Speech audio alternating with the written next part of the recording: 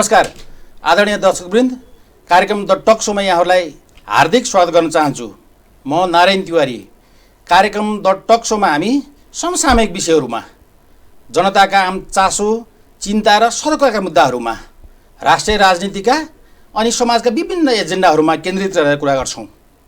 आज मैले समसामयिक विषयमा कुरा गर्नको लागि नेपाल कम्युनिस्ट पार्टीका केन्द्रीय सदस्य एवं पूर्व मन्त्री महेश बस्नेतलाई अतिथिको रूपमा निम्ता गरेको छु।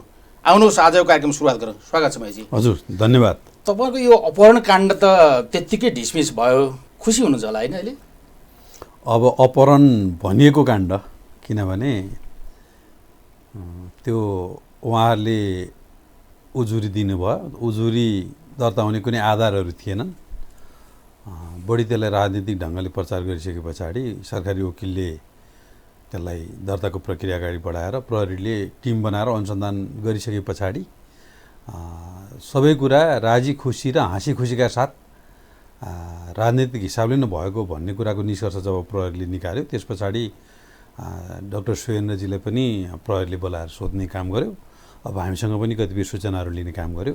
यी सबै आधारमा चाहिँ जुन ढङ्गले यो विषयलाई तोडमोड गर्न खोजेको थियो त्यो होइन भन्ने कुरा अनुसन्धानबाट पुष्टि भइसके पछाडि यो विषय स्वाभाविकै थियो, किनभने यो त पानीको फोका जस्तो थियो, त्यतिकै हराउने विषय। हारजित भन्दा पनि उहाँले हामीलाई फसाउने, झुटो मुद्दा लगाउने, प्रोपोगन्डा गर्ने एउटा प्रयत्न गर्नुभएको थियो। त्यो सफल भएन, किनभने त्यो कुनै आधारमा तथ्यले पुष्टि हुने कुरा थिएन त्यो। अब म समसामयिक विषयहरूमा केन्द्रित हुन चाहन्छु। सरकारले संविधान संशोधनको प्रस्ताव दर्ता गरेको छ, तर सरकारले राष्ट्रिय सहमति कायम गर्न सकेन नि, फेल भयो नि सरकार।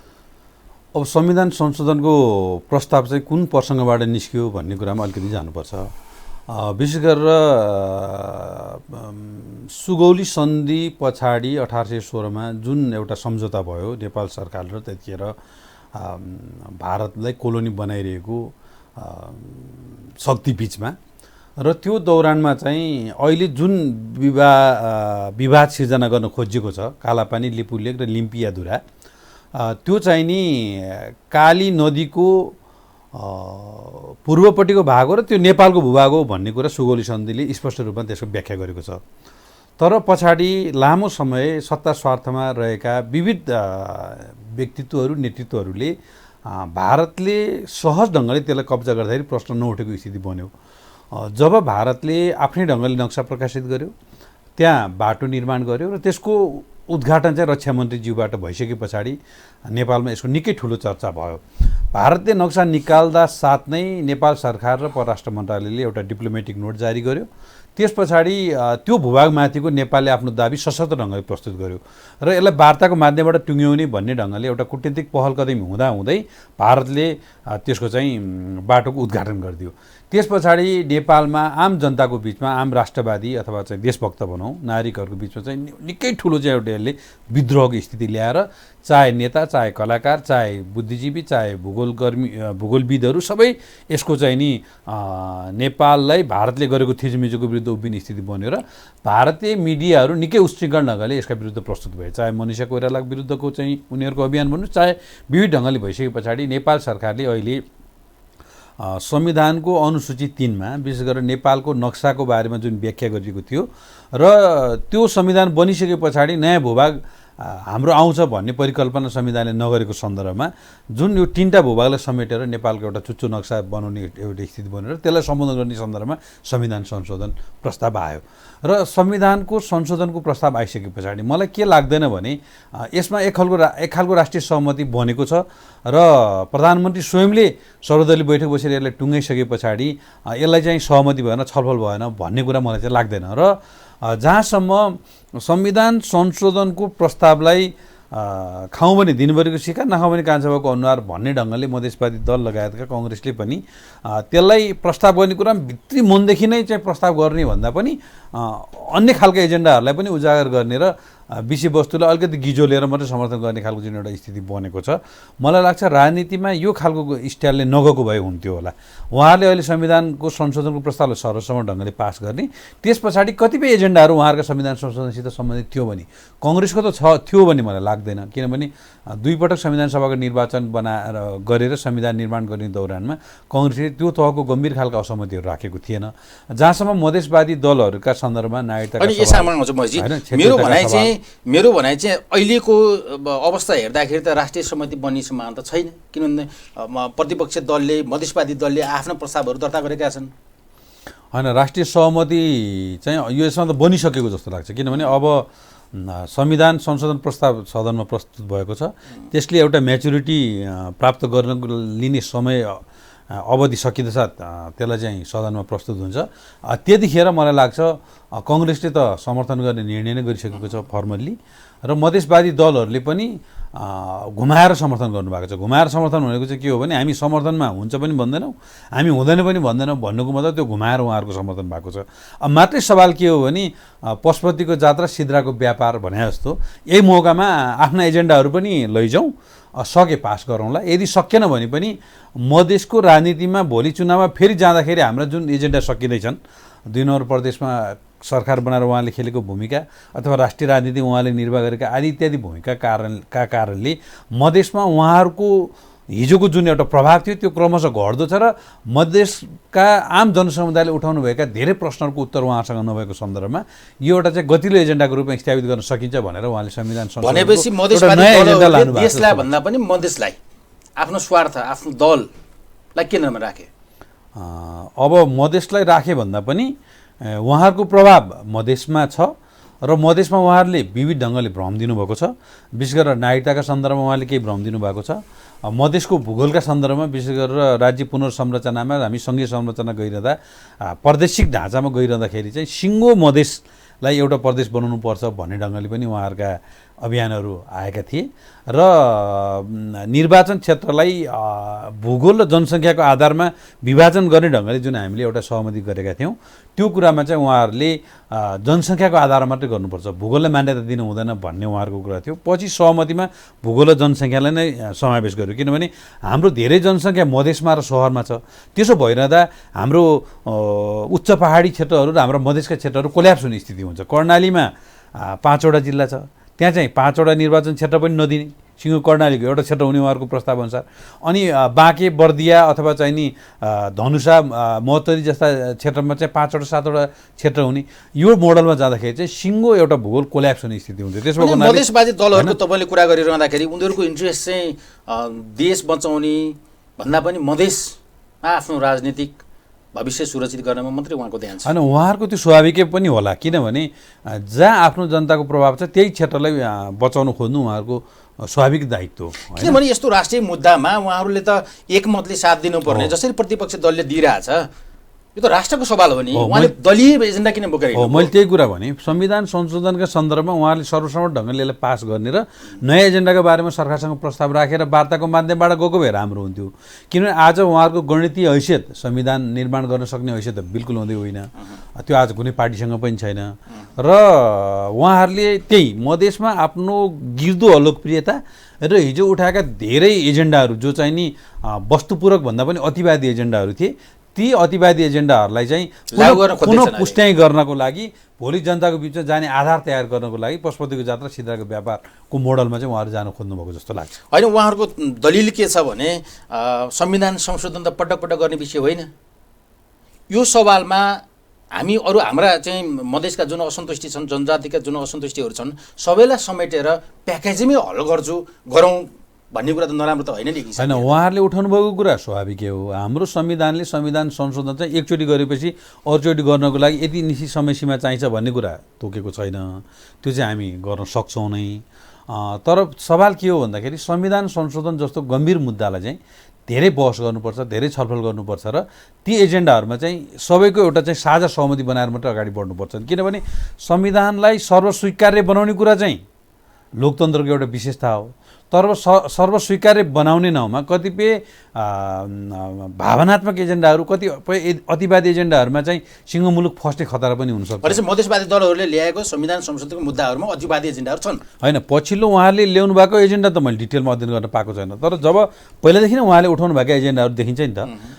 राज्य पुनर्संरचनामा चाहिँ नि 2 नम्बर प्रदेशलाई विस्तार गरेर चाहिँ कञ्चनपुरदेखि झापासम्म एउटै प्रदेश बनाउनुपर्छ भन्ने खालको एउटा एजेन्डा उहाँहरूको थियो होइन। नागरिकताका सन्दर्भमा पनि वंशज र अङ्गीकृतका आधारमा जुन नागरिकता बनाउने हाम्रो नागरिकतासित सम्बन्धित ऐन थियो त्यसलाई एकदम लचिलो बनाउनुपर्छ र अङ्कित नागरिकतालाई एकदम सर्वसुलभ बनाउनुपर्छ भन्ने टाइपको थियो, जसको कारणले आज सदनमा मधेसबाट प्रतिनिधित्व गर्ने साथीले के उठाइरहनु भएको छ भने हामी यहाँका मधेस धरतीपुत्र र धरतीपुत्रीहरूलाई जति हाम्रो चाहिँ नेपालको माया छ, आयातित साथीहरू जो चाहिँ हाम्रो बुहारीको रूपमा भित्रेका छन् अथवा हाम्रो भान्जा भान्जीको रूपमा, हाम्रो ज्वाइँको रूपमा भित्रेका मान्छेहरूलाई फटाफट नागरिकता दिएर राज्यको उच्च तहमा उहाँलाई उचित त्यो स्थान दिँदै जाने हो भने भोलि त्यो राम्रो हुँदैन भन्ने आवाज हिजो पहाडी मूलबाट मात्रै उठेको थियो भने आज मधेसबाट पनि त्यो आवाज उठ्न थालेको छ होइन। त्यसका अलावा निर्वाचन क्षेत्रका सन्दर्भ पनि हुन त मैले त्यो खालको गम्भीर मधेसमा लाउनु खोजेको होइन। सुन, निर्वाचनको क्षेत्रमा पनि मधेसमा चाहिँ 51% जनता बस्छन् भन्ने आधारमा निर्वाचन क्षेत्र जति सबै मधेसमा केन्द्रित बनाइदिने, पहाड र चाहिँ उच्च पहाड र हिमाली भेगमा चाहिँ जिल्लाहरू नै कोल्याप्स हुने, अञ्चलहरू नै कोल्याप्स हुने स्थिति भनेको त्यसले राम्रो गर्दैन। भोलि राष्ट्रियताका सन्दर्भमा घुसपेट, अनेक खालका घुसपेट हुने स्थिति आउँदाखेरि जसरी चाहिँ नि सिक्किममा लेन्डुप दोर्जेहरूले चाहिँ जनमत-संग्रहबाट नै भारतमा विलय गर्ने खालको जुन एउटा डिजाइन र अभियान चलाए, भोलि हाम्रो मुलुकमा पनि विविध खालका घुसपेटहरू हुने र निश्चित क्षेत्रमा निश्चित प्रभाव दिएर, निश्चित दबाब दिएर एउटा चाहिँ स्थिति हुने र भोलि राष्ट्रियता नै सङ्कटमा पर्ने स्थिति पनि हुनसक्छ भन्ने कुरा कतिपय देशभक्त साथीहरूले उठाइरहेको सन्दर्भमा संविधान संशोधनमा उहाँले उठाउनुभएका यी जटिल विषयहरू छन्, यो बारेमा चाहिँ धेरै बहस गर्नुपर्छ, छलफल गर्नुपर्छ। भने मधेसवादी दलहरूले संविधान संशोधनको लागि जुन प्रस्ताव ल्याएका छन् यसले देशलाई विखण्डन गर्छ, देशलाई विखण्डन गर्ने तहसम्मको एउटा चाहिँ बीजारोपण हुनसक्छ। उहाँहरूको उद्देश्य त्यो छ, नियत त्यो छ। म भन्दिनँ मधेसवादी दलहरू कोहीबाट परिचालित छन्, म ठ्याक्कै त्यस्तो त भन्दिनँ, तर आजको परिवेशमा भनौँ न, हिजो भारतले नाकाबन्दी लगाउँदा नाकाबन्दी भयो भन्न नसक्ने होइन। हिजो भारतले नाकाबन्दी लगाउँदा मधेसवादी दलहरूले गरेको आन्दोलनको चाहिँ नि बिँड समातेर नाकाबन्दी लगाउने होइन। तपाईँ चाहिँ मधेसवादी दलहरूले अहिले गरेको क्रियाकलापलाई भारतीयहरूको प्रत्यक्ष अप्रत्यक्ष सपोर्ट होइन, म त्यस्तो ठाडै त्यस्तो मैले आरोप लगाउने आधार त मसँग छैन, त्यति धेरै गहिरो मैले अध्ययन पनि गरेको छैन। तर आम रूपमा आम देशभक्त नेपालीहरूको प्रतिक्रिया सुन्दा, बुद्धिजीवीहरूको, बौद्धिक व्यक्तिहरूको प्रतिक्रिया सुन्दा के देखिन्छ भने मधेसवादी दलहरूले आज आफ्नो एजेन्डालाई बलियो बनाउनको निम्ति जुन सेन्टिमेन्टल इस्युहरू, जुन अतिवादी विषयहरू उठाउनु भएको छ त्यसले अन्तत्व गर्छ नेपालको राष्ट्रियता सङ्कटमा पर्छ, नेपालको देशभक्तिपूर्ण आन्दोलन कमजोर हुन्छ र मुलुक विखण्डनको दिशामा जान सक्छ भन्ने कुरामा चाहिँ हामी सचेत हुनुपर्छ र त्यो सचेतनाका साथ उहाँले उठाउनु भएको संविधान संशोधनको एजेन्डामा छलफल गर्नुपर्छ भन्ने चाहिँ मान्यता मलाई होइन। अब अर्को कुरा, सरकारले राष्ट्रिय मुद्दाको लागि अनुसूची 3 मा रहेको निशान छापलाई संशोधन गर्नको लागि जुन संशोधन मुद्दा दर्ता गरेको छ, यतिखेर नै कङ्ग्रेसलाई चाहिँ फेरि संशोधन प्रस्ताव ल्याउनु पर्ने, मधेसवादी दललाई यतिखेर चाहिने चाहिँ कारण किन? यसो कुनै राजनीतिक कारण छ पछाडि? अब नेपालको राजनीति चाहिँ एउटा सिद्धान्तको आधारमा, एउटा एजेन्डाको आधारमा, एउटा मूल्य मान्यताको आधारमा चल्ने जुन एउटा चाहिँ अन्तर्राष्ट्रिय परम्परा भन्दा नेपालमा चाहिँ त्यो छैन। यहाँ यो चाहिँ नेपालको राजनीति कहिले सेन्टिमेन्टमा चलिदिन्छ, कहिले पब्लिक कन्जम्सनमा चलिदिन्छ होइन। र नेपाली कङ्ग्रेसले विशेष गरेर प्रतिपक्षमा भइसके पछाडि उसलाई त्यो हिजोको सत्ता मोहको छटपटाट यति धेरै छ कि उसले चाहिँ एउटा निश्चित एउटा लोकतान्त्रिक पार्टी हो, एउटा चाहिँ लामो चाहिँ नि लोकतान्त्रिक आन्दोलनमा सहभागी भएको पार्टी हो भन्ने जुन उसको एउटा चाहिँ गुडविलहरू थियो त्यो चाहिँ क्रमशः उसले कमजोर बनाउन खोज्दैछ र उसले संविधान संशोधनको एजेन्डा चाहिँ मधेसमा गुमिरहेको आफ्नो जनमतलाई बचाउनको निमित्त चाहिँ एउटा टुल्सको रूपमा यसले ल्यायो। यति हल्कासम्म, यति होमवर्क नगरिकन यति सस्तो ढङ्गले यो कुराहरू ल्याउनु हुन्थेन र विशेष गरेर आफ्ना मधेसमा रहेका नेताहरूलाई अगाडि बढाएर जुन कङ्ग्रेसले यसमा ल्यायो यो हो पनि जस्तो होइन पनि जस्तो, यो हामीले मुद्दा उठाएको पनि जस्तो नउठाएको पनि जस्तो ढङ्गले जुन ल्याएको छ, यो चाहिँ मलाई लाग्छ नेपाली कङ्ग्रेसको एउटा सैद्धान्तिक, वैचारिक र मूल्य मान्यता र मुद्दाहरूमा देखेको एउटा विचलनको एउटा सङ्केत हो कि जस्तो लाग्छ। भने सरकारको कदम पनि देशको हितमा छैन भन्ने तपाईँले बनाए होइन। सरकारको कदम त आजको होइन, मैले भने चाहिँ नेपाली कङ्ग्रेस प्रतिपक्षी दल, उसको त भूमिका जिम्मेवारपूर्ण भूमिका हुन्छ। उसले यतिखेर संविधान संशोधनको प्रस्ताव उसले पनि ल्याएको छ, तपाईँकै भाषामा भन्यो भने हल्का फुल्का अनि यसले पनि देशलाई हित गर्दैन भन्ने कङ्ग्रेसको संविधान संशोधनको प्रस्ताव अहिले दर्ता गरेको छ। यसले पनि देशलाई हित गर्दैन र उसले आफ्नो पार्टी पोलिटिक्स खास गरी मधेसमा सुरक्षित गर्न चाहन्छ। अब म हित गर्छ या गर्दैन भनेर पनि ठ्याक्कै भन्दिनँ। म चाहिँ के भन्छु भने आज मधेसमा रहेको जनतामा भ्रम छर्ने, उहाँहरूको इमोसनमाथि खेल्ने र उहाँहरूलाई अतिवादी मुद्दा थोपर्दिने जुन एउटा स्थिति बन्न खोज्दैछ त्यसको नेतृत्व मधेसवादी दलले गरिरहेको छ र त्यसको पछि कङ्ग्रेस पनि लागिरहेको छ। देशलाई माया गर्ने तपाईँको पार्टी मात्रै भयो। मैले त्यो भन्न पनि खोजेँ होइन, मैले भने त्योभन्दा माथि उठेर आज सत्ताधारी दल भएको हुनाले नेकपा यसको एउटा मेन स्टेक होल्डरको रूपमा अगाडि आउँछ। त्यसमा कङ्ग्रेसको साथ चाहिन्छ, त्यसमा मधेसवादी दलको साथ चाहिन्छ। आज कङ्ग्रेस मधेसवादी दल र नेपाल कम्युनिस्ट पार्टी एक ठाउँमा बस्नुपर्छ र उहाँहरूले उठाएका एजेन्डाहरूमा चाहिँ बडो गम्भीरताका साथ बडो सहजताका साथ वार्ता गर्नुपर्छ र संविधान संशोधन गर्ने हो भने यो एजेन्डामा यसरी गरौँ भन्ने ढङ्गले एउटा चाहिँ त्यो खालको विषयविज्ञ साथीहरू, त्यो खालको चाहिँ विद्वान साथीहरू सबै खालको एउटा चाहिँ टिम बनाएर यसलाई अलिक व्यवस्थित ढङ्गले छलफल गरेर बढ्नुपर्छ। र उहाँले उठाउनु भएको एजेन्डा चाहिँ देशभक्तिलाई शिरमा राखेर भन्दा पनि यो अनुसूचित 3को संशोधनको प्रक्रिया सरकारले अगाडि बढाए, यो सन्दर्भमा यो विषय पनि उठाइदिउँ र यसले मधेसमा एक खालको चाहिँ नि हाम्रो चाहिँ तपाईँहरूप्रति छौँ भन्ने कुरा चाहिँ नि एउटा मेसेज दिउँ भन्ने ढङ्गले उहाँले उठाउनु भएको होला। तर यो यति हल्का विषय हो भन्ने चाहिँ मलाई लाग्दैन। होइन, यो हिसाबले हेर्दाखेरि त मधेस त एकदम जोखिमपूर्ण अवस्थामा देखियो होइन। राजनीतिक दलहरूको भूमिका, प्रतिपक्षी दलको भूमिका, मधेसवादी दलहरूको भूमिका, मधेसवादी दलहरूले मधेसलाई जनजातिलाई अधिकार सम्पन्न गर्ने, विभेदलाई अन्त्य गर्ने भन्ने जुन कुरा गरिरहनु भएको छ यो साँचो होइन। त्यसो भए उहाँहरू आफ्नो भोटको लागि जोखिममा देखियो भने तपाईँले मानव सूचकाङ्कका सबै तथ्यहरू हेर्नुभयो भने सबभन्दा पछाडि परेको क्षेत्र 2 नम्बर प्रदेश हो। हिजो हामी 6 या 7 भन्थ्यौँ, आखिरमा 2 देखियो। त्यसपछि अहिले हामी वैदेशिक रोजगारीबाट अथवा विदेशमा गएका साथीहरूलाई फर्किँदैछन् कोभिड-19 को कारणले। भक्तपुर जिल्ला चाहिँ नि होल्डिङ 1 नम्बर र 2 नम्बरको परेको छ। अहिले म डाटा हेरिरहेको छु, सबभन्दा धेरै अरबबाट विदेश कमाउन जाने चाहिँ 2 नम्बर प्रदेशबाटै रहेछ होइन। र विकास निर्माणको सन्दर्भको कुरा पनि गर्नुहुन्छ भने सबभन्दा धेरै पुँजीगत खर्च चाहिँ एकदम कमजोर भएको क्षेत्र चाहिँ 2 नम्बर प्रदेश। प्रदेशका तहका कुरा पनि गर्नुहुन्छ भने सबभन्दा धेरै खर्च गर्न नसक्ने 2 नम्बर प्रदेश। भ्रष्टाचार र अनियमितता कुरा गर्नु चाहिँ सबभन्दा धेरै 2 नम्बर प्रदेश। यसको मतलब के हो भने 2 नम्बर प्रदेशमा त्यहाँको नेतृत्वले त्यहाँको जनतालाई भजाएर आफ्नो पोलिटिक्सलाई अगाडि बढाउन खोज्यो र जहिले पनि राष्ट्रिय लेभलमा माथि आएर गाली चाहिँ गर्यो, तर तल उसले गर्नुपर्ने भूमिका र दायित्व निर्वाह गरेन। र आज त्यो ठाउँमा उहाँ किन हुनुहुन्न भने 2 नम्बर प्रदेशमा पनि सरकार छ, प्रदेश तहको सरकार, स्थानीय तहमा उहाँहरूको होल्ड छ। अब हिजोको जस्तो एमाले अथवा नेकपा अथवा कङ्ग्रेसलाई गाली गरेर उहाँहरूको राजनीति अब त्यहाँ बच्ने स्थिति छैन। एउटा औँलाले हाम्रो पार्टीतिर गाली गरेर त 3-4वटा औँलाले उहाँहरूतिर देखाइरहेको स्थिति छ। त्यसो भएको हुनाले अब उहाँहरूले 2 नम्बर प्रदेशको समृद्धिको लागि, 2 नम्बरको जनतालाई सुख दिनको लागि जसरी अहिले सरकारले हुलाकी राजमार्ग तीव्र गतिमा बनाउने भनेको छ, भित्री मधेसको मदन भण्डारी राजमार्ग बनाउने भनेको छ, त्यस पछाडि आएर तपाईँको रेल मार्गको कुरा छ, त्यहीँ पूर्व पश्चिम राजमार्गको विस्तारको कुरा छ होइन, विद्युतीय प्रसारण लाइनको कुरा छ, सिँचाइको लाइनको कुरा छ। नेकपाले मात्रै या नेकपाको नेतृत्वको सरकारले मात्रै गर्न सक्छ? अहिलेको सरकारले जुन बजेटमा कार्यक्रमहरू ल्याएको छ, विशेष गरेर त्यहाँका चाहिँ एकीकृत सहर निर्माणका कार्यक्रमहरू ल्यायो होइन, तटबन्धनहरू निर्माण गरेर त्यहाँ चाहिँ सामूहिक बस्तीहरू बसाल्ने कुराहरू ल्याएको छ, नयाँ सहरहरू निर्माण गर्ने, दर्जनौँ नयाँ सहरहरू चाहिँ मधेसमा बनाउने कुराहरू ल्याएको छ। यी तमाम कुराले मधेसको हितको निमित्त यो सरकारले असङ्ख्य कार्यक्रमहरू ल्याएको छ, बजेटहरू ल्याएको छ। त्यसको लागि सत्तापक्ष र प्रतिपक्ष नबनिकन हामीले एउटा सहकार्य गरेर अगाडि बढ्नुपर्छ र सरकारले दिने समपूरक लगायतका अनेक अनुदानहरू स्थानीय तहमा होस् अथवा प्रदेशमा कुनै विभेद नगरिकन 2 नम्बर प्रदेशलाई पनि उचित बजेट दिएको छ। प्रत्येक नगरपालिका र गाउँपालिकालाई होइन 50 करोड, 60 करोड, 70 करोडसम्मको बजेट, अरबौँ बजेट चाहिँ दिएको स्थिति छ। यसरी सरकारले अहिले कुनै विभेद नगरिकन 2 नम्बर प्रदेशमा जुन खालको विकासका नयाँ अवधारणाहरू ल्याएको छ त्यसमा सहकारी गर्नको लागि विशेष गरेर आफूलाई मधेसवादी भन्ने दलहरूले अझ बढी भूमिका खेल्नुपर्छ। त्यसमा कङ्ग्रेसको पनि साथ हुनुपर्छ र संविधानको संशोधनको एजेन्डामा कतिपय छलफल गर्नुपर्ने स्थिति हो भने चाहिँ एकदम हल्का फुल्का ढङ्गले विषयवस्तुलाई एकदम होइन गल्याङ मुल्याङ पारेर होइन कि अलिक गम्भीरताका साथ अलि कङ्ग्रेस र मधेसवादी दलहरूले अहिले दाउ हान्दैछन्। उहाँहरूको चाहिँ नि राजनीतिक मौकामा चौका हानौ र यही हो दाउ भन्ने खालको एउटा स्थिति चाहिँ देखिन खोज्दैछ। उहाँहरूले देशलाई केन्द्रमा राखेको देखिएन होइन, त्यो पनि म भन्दिनँ। उहाँहरूले कतिपय कुरा उहाँहरूले देशलाई केन्द्रमा पनि राख्नु भयो होला।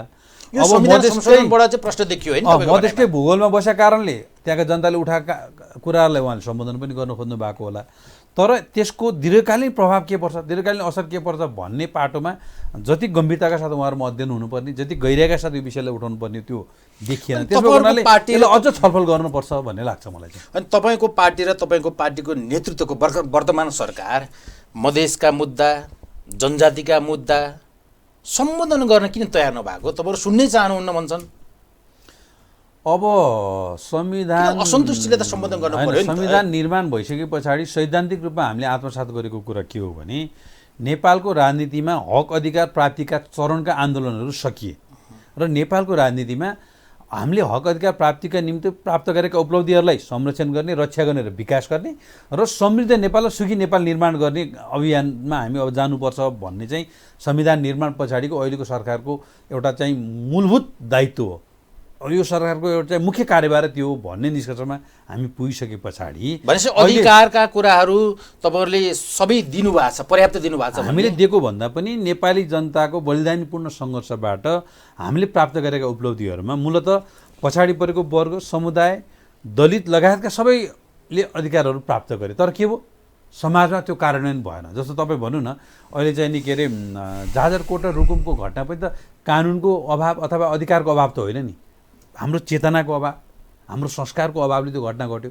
र मधेसको मुभमेन्टमा पनि मलाई अधिकारको अभाव, कानुनको अभाव, उहाँले प्राप्त गरेको अधिकारको अभाव भन्ने मलाई लाग्दैन। भनेपछि मधेसमा विभेद छैन, असन्तुष्टि छैन? होइन, विभेद छ, असन्तुष्टि छ, तर त्यो विभेद चाहिँ राज्यद्वारा संरक्षित छैन। भने संविधानले संविधानले त्यसलाई चाहिँ नि संरक्षण गरेको छैन।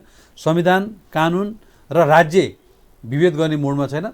तर त्यहाँका चाहिँ नि सामाजिक अन्तर्विरोधहरू, त्यहाँको चाहिँ नि लिडरसिपले चाहिँ सही ढङ्गले विषयवस्तुलाई ह्यान्डल गर्न नसकेको विषयवस्तु, त्यहाँका विकास निर्माणलाई सही ढङ्गले चाहिँ कार्यान्वयन गर्न नसकेको संविधान संशोधनको सुरुदेखि नै असन्तुष्टि रहनुभयो क्या? मेरो माने चाहिँ के हो भने के कारण हो उहाँहरू? तपाईँहरू भन्दै हुनुहुन्छ पर्याप्त अधिकार दिएको छ, कुनै विभेद छैन, कानुन न संविधानमा, तर उहाँहरू किन सधैँ असन्तुष्ट हुनुहुन्छ? आज चाहिँ के कुरा होइन भने हाम्रो पार्टी चाहिँ दिने, उहाँहरूको पार्टी लिने भन्ने होइन। किनभने 3 तहको सरकारमध्ये एउटा तहको सरकारमा हामीले नेतृत्व गरेका छौँ, 2 तहको सरकारमा उहाँको होल्ड छ। संहिता भनेको 2 तहको सरकारको पनि प्रभावकारी भूमिका खेल्नुपर्ने एउटा परिस्थिति हो, होइन? आज उहाँहरू के भन्नुहुन्छ भने कोरोना सङ्क्रमणको सन्दर्भमा क्वारेन्टाइन व्यवस्थित भएन भन्नुहुन्छ। क्वारेन्टाइन व्यवस्थित गर्ने दायित्व त स्थानीय सरकारको होला नि त, प्रदेश सरकारको होला। असन्तुष्टिहरूलाई म त्यो विषयमा मैले उदाहरण दिएको। असन्तुष्टिहरूलाई सम्बोधन गरेर राष्ट्रिय एकता गर्न चाहनुहुन्न तपाईँहरू? किन नचाहने? संविधान संशोधनको सन्दर्भमा उहाँले चाहिँ संविधान संशोधन गर्ने एजेन्डा उठाउने भन्दा पनि यसलाई चाहिँ एजेन्डाको रूपमा उठाइरहने र आफ्नो मुद्दा मधेसमा अरू समृद्धिका मुद्दा, जनतालाई सुख दिने मुद्दा, विकासका मुद्दामा उहाँले लिड गर्न नसकेपछि यो मुद्दा उहाँले उठाइरहनु भएको जस्तो देखिन्छ। किनभने यदि उहाँहरूको संविधान संशोधनमा असमय थियो भने त सरकारमा सहभागी हुनुहुन्थेन होला, 2 नम्बर प्रदेशमा गभर्मेन्ट बनाउनु हुन्थेन होला, स्थानीय सरकारमा उहाँहरूको प्रतिनिधित्व हुन्थेन होला, होइन? त्यसो भएको हुनाले संविधान संशोधनमा पनि उहाँहरूको त्यति धेरै सिरियस मुद्दा हो भन्ने मलाई लाग्छ। भने संविधान संशोधनको मुद्दामा तपाईँहरू मधेसवादी कुराहरू सुन्न चाहनुहुन्न, सम्बोधन गर्न तयार हुनुहुन्न? किन नहुनु? किनभने योभन्दा अगाडि सङ्घीय समाजवादी पार्टी सरकारमा सहभागी हुँदा संविधानका एजेन्डाहरूमा नेकपाले छलफल गर्ने कुरामा सहमति भएरै सरकारमा सहभागी भयो। तर पछि के हो भन्दा फरक वर्षमा उहाँहरू सरकारबाट छोड्ने एउटा परिस्थिति बन्यो। पछि राजपा लगायतका दलहरूलाई पनि नेकपाले सरकारमा सहभागी हुनको निमित्त आह्वान गर्यो र त्यतिखेर पनि उहाँले संविधानको संशोधनको एजेन्डा उठाउनु भयो। र हाम्रो पार्टीको कुरा चाहिँ के छ भने यो संविधान भनेको कुनै कुरान अथवा वेद होइन, यो चाहिँ संशोधन नहुने भन्ने हो भने यो संशोधन हुन्छ। कहिले गर्ने त? तर सवाल के हो भन्दाखेरि विषयवस्तु के हो, त्यसको गम्भीरता के हो, त्यो जनताको चाहना के हो, विज्ञहरूका सुझाव के हुन्, यो विषयमा अलिकति ठोस र व्यवस्थित पहल कदमी गरौँ भन्ने हाम्रो पार्टीको कुरा हो। त्यसको लागि स्वयं मधेसवादी दलहरूले चाहिँ भनेपछि मधेसवादी दलहरू प्रतिपक्ष कङ्ग्रेसले प्रचारबाजी मात्रै गर्दैछन्, उहाँले चाहिँ ठोस पहल गर्ने, भित्री तयारी गर्ने भन्दा पनि खास मौकामा चाहिँ प्रचार गर्ने, खास मौकामा जनताको सेन्टिमेन्ट लिने मोडलमा गएको भएर यो विषयले चाहिँ गम्भीरता नपाएको जस्तो लाग्छ। अर्को मुद्दामा आउन चाहन्छु। जस्तो एमसिसी यति धेरै विवादित भयो, आम जनताहरू पनि विभाजित छन्, तर प्रधानमन्त्री ओली र प्रतिपक्ष कङ्ग्रेस त यो विषयमा एक ठाउँमा आइपुग्यो नि। तपाईको के बाध्यता छ एमसिसी पास गर्नै पर्ने भन्नुहोस् त मलाई? एमसिसी भनेको चाहिँ अमेरिकी सरकारले एउटा मिलेनियम च्यालेन्ज कोअपरेसनको रूपमा विशेष गरेर विकासको चरणमा तीव्र गतिमा गइरहेका अल्पविकसित मुलुकहरूलाई सहयोग गर्ने एउटा प्रोजेक्टको रूपमा एमसिसी प्रोजेक्ट आयो। संयुक्त राष्ट्रसङ्घ लगायतका कतिपय निकायहरूमा अमेरिका चाहिँ नि विशेष गरेर पछाडि परेका मुलुकहरूलाई अगाडि बढाउने सहयोग गर्ने कुरामा चाहिँ अलि निर्मम सहयोग गरेन भन्ने असङ्ख्य अन्तर्राष्ट्रिय मञ्चहरूमा क्वेसन उठिसके पछाडि अमेरिकाले एउटा एमसिसी परियोजना चाहिँ अगाडि बढाएर त्यो सन्दर्भमा नेपाल जस्ता मुलुकहरूलाई उसले सहयोग गर्ने एउटा प्रतिबद्धता जनायो र उसले तय गरेका मापदण्ड विशेष गरेर लोकतन्त्रका मूल्य मान्यतालाई फलो गरेको, मानव अधिकारलाई पछ्याएको आदि इत्यादि मापदण्ड फलो गर्दा नेपाल चाहिँ नि एमसिसीको सम्झौता गर्न लागेको र 55 अर्ब रुपियाँ उहाँले अनुदान गर्ने तहमा नेपाल पुग्यो र त्यसको कुन योजनामा कहाँ के लगानी गर्ने भन्ने कुरा पनि सबै नेपालले छान्यो। विशेष गरेर हाम्रो जलविद्युतमा जुन तीव्रताका साथ हामीले विकास गरेका छौँ, बङ्गलादेश, इन्डिया, चाइनासँग पावर एग्रिमेन्ट गरेका छौँ। अब हाम्रो जस्तो यो वर्ष पनि 1000 मेगावाटभन्दा बढी बिजुली उत्पादन गर्ने लक्ष्य छ सरकारको, त्योतर्फ हामी गइरहेछौँ। तर हाम्रो चाहिँ प्रसारण लाइनहरू त्यो तहमा छैन। त्यही भएर 400 मेगावाटको प्रसारण लाइन हामीले चाहिँ बनाएर अन्तर्देशीय विशेष गरेर भारतसँग पनि जोड्ने तहमा चाहिँ हामीले एमसिसीमा प्रस्ताव गऱ्यौँ अघिल्लो गभर्मेन्टले र गरिसके पछाडि अहिले काठमाडौँको रातोमाटेदेखि लिएर नुवाकोट हुँदै के अरे तपाईँको नवलपरासी हुँदै होइन यता चाहिँ रूपन्देही हुँदै यता चाहिँ नि हेटौँडासम्म चाहिँ यो प्रसारण लाइन चाहिँ विस्तार हुने कुरा। यसले के हो भन्दा राष्ट्रिय रूपमा हाम्रा उत्पादन भएका विद्युतहरू नेसनल ग्रिडमा जोडिने पनि भए र अन्तर्राष्ट्रिय रूपमा हाम्रा पावर एग्रिमेन्टहरू पनि कार्यान्वयन गर्न पनि सहज हुने। यदि त्यसो नगर्दा हाम्रो के हुन्थ्यो भने उत्पादन भएका बिजुलीहरू सबै खेर जाने होइन। यो त सतही रूपले हेर्दाखेरि विकासको कुरा भयो, तर यो भित्र लुकेका कतिपय चाहिँ अदृश्य खेलहरूको बारेमा तपाईको जानकारी हुनु। यसमा दुई तीनटा पोइन्टहरू अलि बढी हाइलाइट भएर आएको छ होइन। एक त अन्तर्राष्ट्रिय सम्झौताहरू जुन ढङ्गले हामीले हेरिरहेका छौँ त्यसमा सामान्यतया कतिपय बुदाहरू त विगतदेखि जे भाषण त्यही नै आछ। जस्तो चाहिँ नि के अरे यो आयोजना कार्यान्वयन गर्दा त्यसका बौद्धिक सम्पत्तिको अधिकार चाहिँ नि सम्बन्धित आयोजनाले नै त्यसको हक लाग्छ भन्ने कुराहरू, अथवा कतिपय कानुनी कुराहरू चाहिँ नि नेपाल कानुन र त्यो सम्झौतामा भएका कुरा बाध्यको हकमा त्यो सम्झौता भएमा कार्यान्वयन भएका कुरा चाहिँ नि मानिन्छ भन्ने कुरा यो आम रूपमा हुने ट्रेन्ड नै हो। अब यसमा हामी के सचेत हुनुपर्छ भने सम्झौता गर्दा हाम्रो कानुनलाई मसिनोसँग खेलाउनु पऱ्यो। हाम्रो कानुनभन्दा बाँझिन ढङ्गले सम्झौता गर्नु होइन, संशोधन बिना पारित हुनुहुन्न भन्ने तपाईँको होइन। यसमा दुई तीनटा कुरा छ। संशोधन त ठ्याक्कै संशोधन भन्ने कि के भन्ने केही स्पष्ट हुनुपर्छ, किनभने हाम्रो मुलुकको सार्वभौम हितलाई हामीले ध्यान दिनुपर्छ। जस्तो एउटा कुरा यता स्थितिमा एमसिसी पारित हुँदैन भने तपाईँको निश्चय छैन। ठ्याक्कै त्यो पनि नभनौँ, मैले यसो तपाईँलाई शब्दमै भन्दैछु। जस्तो यो चाहिँ इन्डो पेसिफिक स्ट्राटेजी हो, सैन्य रणनीति अहिले पनि गर्नु भयो नि तपाईँहरूले। त्यो त सुन्नु, सैन्य रणनीति हो भनेर क्वेसन उठ्यो। अब यो होइन भन्ने पनि त्यतिकै तर्क छ, हो भने पनि त्यतिकै तर्क छ। र अब यो विषयमा अमेरिकी सरकार र नेपालको बिचमा चाहिँ अलिकति छलफल गर्न आवश्यक छ होइन। अब अन्तर्देशीय प्रसारण लाइन भएको हुनाले भारतको सहमति मुद्दाहरू त्यो मात्रै होइन, उनको एउटा कम्पनीको नेतृत्वमा हुने, उनीहरूको अमेरिकन कम्पनीको चाहिँ कानुन हाबी हुने एउटा स्वतन्त्र देश, पञ्चशीलमा आधारित स्वतन्त्र राष्ट्र होइन। त्यो कुरा मैले तपाईँलाई अहिले पनि भने, जुनसुकै ठुला ठुला अन्तर्राष्ट्रिय सम्झौताहरू गर्दाखेरि पनि सम्बन्धित कम्पनीले त्यसको बौद्धिक सम्पत्तिको राइट्स र नेपालको कानुन र त्यो कम्पनीको सम्झौतामा भएका विषयवस्तु, त्यो देश र हाम्रो बिचमा भएको सम्झौतामा भएको विषयवस्तुमा त्यो सम्झौता कार्यान्वयन, त्यो सम्झौता भनेको देशको मात्रै हुँदैन। जस्तो अमेरिका र नेपाल बिच भएको सम्झौता भनेको आधा हिस्सा त हाम्रो स्वाभाविक हुन्छ। तपाईँको पार्टीभित्र पनि त्यत्रो चर्को विवाद छ, उहाँहरूले नबुझे हो त अरू नेताहरूले? कतिपय कुरा नबुझेर पनि विवाद भएको छ। कतिपय कुरा पार्टीभित्रको एउटा रिस, एउटा आग्रह, एउटा आक्रोशलाई अर्कोतिर पोखिएको पनि छ। र यो विषयमा कतिपय स्पष्ट हुनुपर्ने कुरा, कतिपय सच्याउनु पर्ने कुरा अमेरिकी सरकारले हामीले गर्नुपर्छ। र अमेरिका पास हुनुहुन्न भन्ने तपाईँको लाइन होइन, के कुरा स्पष्ट पार्नुपर्छ। यसका मूलभूत कुरा ठिक छ भन्ने मेरो मान्यता हो होइन। तर मेरो चाहिँ यसमा सँगै जोड के छ भने कतिपय अस्पष्ट भएका कुरा स्पष्ट पार्नुपर्छ र यसमा चाहिँ नि नेतृत्वले एक आपसमा लड्ने यसलाई मुद्दा बनाउनु हुँदैन। र अमेरिका, चाइना, भारत जस्ता ठुल्ठुला मुलुकहरूसँग हाम्रो सम्बन्धलाई व्यवस्थित गर्ने कुरामा हामी गम्भीर हुनुपर्छ। र विगतको सरकारले गरेका सम्झौताहरू चाहिँ सरकार फेरियो भन्ने आधारमा चाहिँ नि त्यसलाई अस्वीकार गर्नुपर्छ भन्ने कुरा हुँदैन, किनभने सरकार भनेको चाहिँ अविच्छिन्न उत्तराधिकारी निकाय हो। त्यसमा अन्तमा म तपाईँलाई यो सीमा विवादको बारेमा एउटा लास्ट प्रश्न गर्न चाहन्छु। नक्सा त जारी भयो, कूटनीतिक माध्यमबाट चाहिँ वार्ता गरेर समाधान गर्ने कुरा पनि सरकारले गरिराखेको छ, तर त्यहाँ अहिले प्रशासनिक उपस्थिति सरकारको त्यो गर्न चाहिँ केले रोकेको छ? यो चाहिँ एकदम महत्त्वपूर्ण र गम्भीर प्रश्न उठाउनु भयो। अस्ति हामीले बजेटमा पनि यो कुरा भन्यौँ, त्यो क्षेत्रमा चाहिँ बजेट दिने कुरा, त्यो क्षेत्रको जनतालाई राहत दिने कुरा पनि सरकारले बजेटमा ल्याउनुपर्छ भनेर पनि हामीले छलफल गऱ्यौँ होइन। अब बोल्ने दौरान यो कुरा पनि बोलाउँला। अब एउटा मुलुकले 50औं वर्षदेखि हाम्रो मुलुकको जमिन उसले कब्जा गरिरहेको छ, त्यसलाई प्रक्रियामा ल्याउने कुराको भर्खर शुभारम्भ हो। हामीले नक्सा बनायौँ, अब हामी संविधान संशोधन गर्दैछौँ। अब यस पछाडि बाँकी स्टेपहरू, अब पहिलो चरणमा हामी त वार्ताको माध्यमबाट यो कुरो टुङ्ग्याउनुपर्छ। हाम्रो यो विषयमा दम छ, प्रमाण छ, हामीले चाहिँ एकदम यथेष्ट ढङ्गले बडो व्यवस्थित ढङ्गले अगाडि आएका छौँ भन्ने कुरा भारतीय मिडियाको रोइलोबाट आउँछ। यदि हामीले गोरखपुरमाथि दाबी गरे, यदि हामीले दार्जिलिङमाथि दाबी गरे कुनै एजेन्डै हुन्थेन, हामीले उडाउँथ्यो होला त्यहाँका मिडियाले। यसको मतलब यो सशक्त ढङ्गले आएको छ। अब अहिले नै हामीले त्यो भूगोलमा कब्जा गर्न जाने स्थिति भन्दा पनि वार्ताको माध्यमबाट डिप्लोमेटिक चरणबाट यसलाई पास गर्नुपर्छ, पार ल्याउनुपर्छ। यही सरकारले त्यो जमिन फिर्ता गर्छ भन्ने तपाईँ विश्वास हुनुहुन्छ? मलाई जहाँसम्म लाग्छ यही सरकारले जमिन केपी ओली सरकारले नै गर्छ, किनभने संविधान संशोधनको प्रक्रिया अगाडि बढ्छ। त्यस पछाडि भारतले पनि हाम्रो वार्ताको निमित्त सहमति जाहेर गरेको छ। दुईवटा देशको बिचमा वार्ता हुन्छ। भारतले नेपालसँग किन धेरै जुझ्न चाहँदैन भने आजको चाहिँ एउटा साइबर युग जुन छ होइन, साइबर युगमा चाहिँ के हुन्छ भन्दाखेरि कसको सेना धेरै, कसको भूगोल धेरै, कसको जनसङ्ख्या धेरै भन्ने आधारमा हुँदैन। आज अन्तर्राष्ट्रिय रूपमा भारत र नेपालसम्मको द्वन्द्व बढ्ने भनेको चाहिँ नि जित्दा पनि हार्दा पनि भारतले नोक्सान हुन्छ। नेपाल जस्तो देशसँग चाहिँ भारतले यसो गर्यो भन्ने हुन्छ। त्यसो भएको हुनाले भारतले यो विषयमा चाहिँ एउटा सहमतिमा आउँछ र हाम्रो भूभाग फिर्ता गर्ने कुरामा चाहिँ केपी ओली नेतृत्वकै सरकारले गर्छ भन्ने, यो सरकारकै पालामा यो कुरा हुन्छ भन्ने कुरा मलाई चाहिँ विश्वास लाग्छ। हुन्छ, कार्यक्रममा आइदिनु तपाईँलाई धेरै धेरै धन्यवाद। हस् ल, तपाईँले पनि धेरै धेरै धन्यवाद दिन्छु। आदरणीय दर्शकवृन्द, आजको कार्यक्रम यहीँ सकिन्छ। कार्यक्रम सञ्चालक म नारायण तिवारीले पनि बिदा दिनुहोस्। नमस्कार।